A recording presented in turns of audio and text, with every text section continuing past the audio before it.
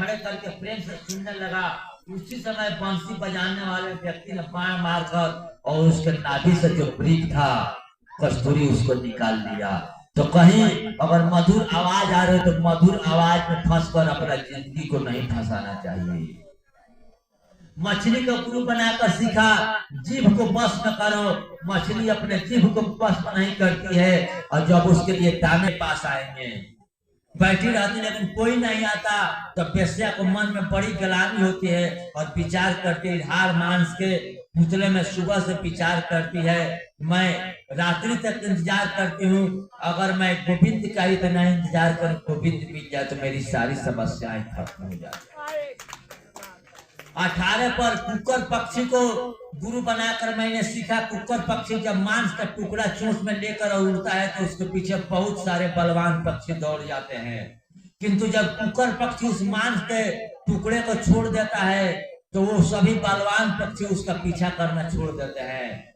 इसलिए कभी हमें लालची होकर और अधिक संपत्ति लेकर भागना नहीं पड़े, नहीं तो पीछे आकर लोग हमें नहीं चलने देंगे। इसलिए हमें लोभ में नहीं पड़ना चाहिए, भगवान के पीछे भागना चाहिए। 19वां बालक गुरु बनाकर सीखा। छोटे बालक आप मार दो रो लेता है और प्रेम जो फिर भूल जाता है और आकर मिल जाता है, तो किसी पर क्रोध करे तो क्रोध को तुरंत खत्म कर दें, किसी से बैर ना पाले।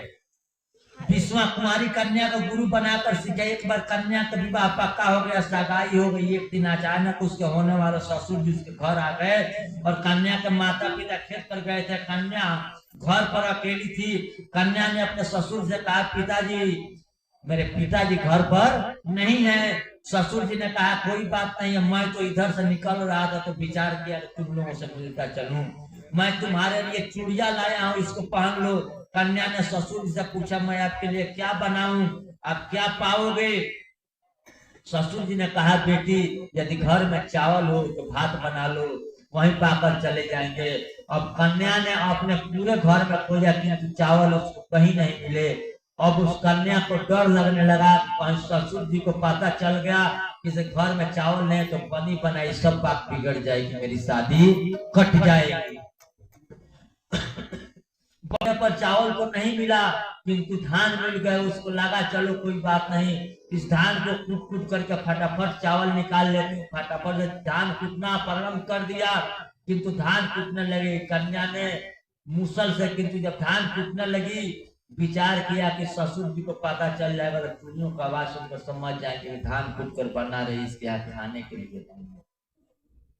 उससे सीखा साधु समूह में रहेंगे तो नित्य प्रति आपस में झगड़ते रहेंगे, भजन कम होगा। इसलिए भाई नंदी संत को कभी अकेला रहना चाहिए, किसी के समूह में नहीं रहना चाहिए, भजने नहीं होगा।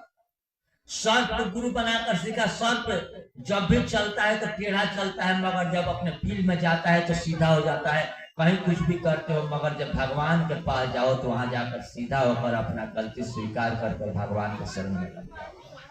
22वां एक बाण बनाने वाले को गुरु बनाकर सीखा। काम में इतना मग्न थे कि रास्ते में धूमधाम से किसी की सवारी जा रही थी लेकिन बाण बनाने वाले का ध्यान उधर नहीं गया। इससे हमने यह सीखा कि अगर हम भगवान का ध्यान करते हैं, भगवान का भजन करते हैं, भगवान का पूजन करते हैं तो हमें दूसरे की तरफ ध्यान नहीं देना है। अगर गोविंद मेरा आराध्य है तो सिर्फ मेरा ध्यान गोविंद की तरफ होना चाहिए। कोई आए कोई जाए उससे हमको मतलब नहीं है। तेईस हमने मकड़ी को गुरु बना करके सीखा। जैसे मकड़ी जाल बुनती है और जाल में फंसती है